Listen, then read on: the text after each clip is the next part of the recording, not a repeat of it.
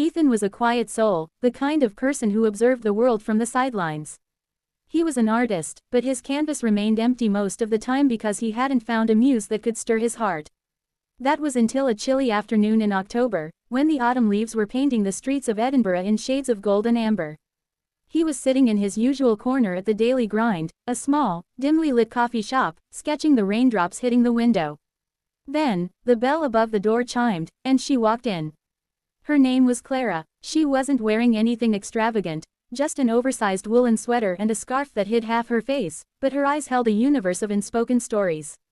She sat across the room, ordered a black coffee, and stared out the window.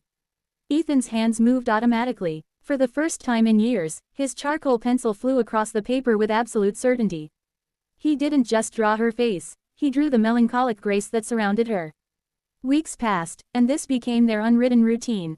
They never spoke, yet Ethan felt an overwhelming, deep-rooted love growing inside him. He loved the way her fingers traced the rim of her cup. He loved the way a faint, sad smile would cross her lips when she read a book. He was completely, irrevocably in love with a stranger. Chapter 2, The First and Only Hello.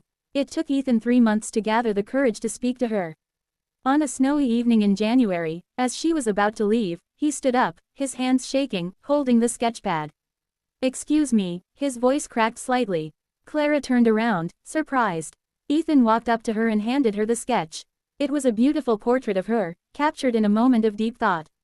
Clara looked at the drawing, and for a moment, time stopped. A tear slipped down her cheek, but she quickly wiped it away and looked up at him with a breathtaking smile. "You see me," she whispered. "Everyone else looks past me, but you actually see me." "I've been seeing you for months," Ethan said softly, his heart pounding.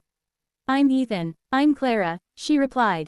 That night, they walked through the snow-covered streets for hours. Ethan learned that Clara loved old poetry, hated the sound of thunder, and had moved to the city to find peace. But there was a wall around her. Every time Ethan tried to ask about her family or her past, she would subtly change the subject. Ethan didn't mind, just being near her was enough to fill his world with vibrant colors. Chapter 3, A Season of Stolen Moments. Spring arrived, and with it, their love blossomed into something deeply beautiful. They were inseparable. Ethan painted her in every light, under the golden sun, under the pale moonlight, laughing, crying, dreaming. Clara brought a joy into Ethan's life that he had never known existed. He loved her with every fiber of his being. One evening, while lying on a blanket in a field of blooming daisies, Ethan turned to her. "Clara, I don't know what my life was before you," he said, holding her hand tightly. "I want to spend every single day making you happy. I love you." Clara's smile faded. A look of profound sadness washed over her face, so intense that it frightened Ethan. She squeezed his hand back, her eyes pooling with tears. "Ethan, please don't love me too much," she whispered, her voice trembling. "Why?" Ethan asked, his heart sinking. "How can I not love you? You are my entire world." Clara didn't answer. She just leaned forward and kissed him, a kiss that tasted of salt water and desperation. It felt like a goodbye, even though she was right there in his arms. Chapter 4, The Vanishing. The next day, Ethan went to Clara's apartment. He knocked, but there was no answer. He called her phone, it went straight to voicemail. He waited outside her building for hours in the pouring rain, but she never came home. Days turned into weeks. Clara had completely vanished. It was as if she were a ghost who had decided to stop haunting his life. Ethan searched everywhere. He asked at the coffee shop, searched the parks they used to visit, and knocked on her neighbors' doors, but no one knew where she had gone. The vibrant colors of Ethan's world turned into a dull, agonizing gray. The love that had once given him life was now consuming him from the inside out.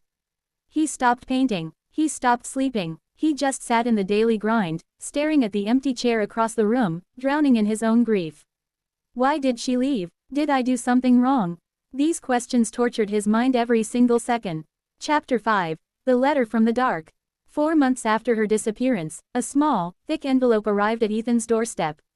There was no return address, just his name written in Clara's elegant, shaky handwriting. With trembling hands, Ethan tore open the envelope. Inside was a letter and a hospital bracelet. "Dearest Ethan, if you are reading this, it means my tea.